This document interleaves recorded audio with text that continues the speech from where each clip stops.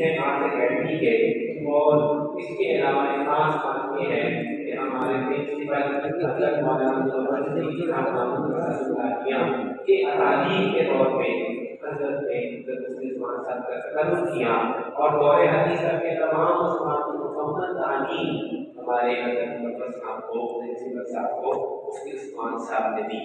خود حضرت نے مجھے ایک دفعہ بتایا کہ انتہائی کونا مشق و فنون کے ماہر استاد ہیں، جو بھی کتاب کھول کے سامنے رکھ دی جائے حضرت ایسے اس کو پڑھانا شروع کر دیتے ہیں جیسے وہ ان کو زبانی یاد ہو۔ آج اس اجتماع کے موقع پر اس سلسلے کے اندر فراست کی نبی کی جا رہی ہے۔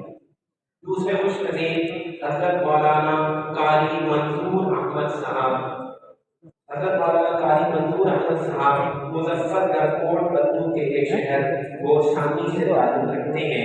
آپ کی فراغت جامع قدیم سے سن 1984 میں ہوئی۔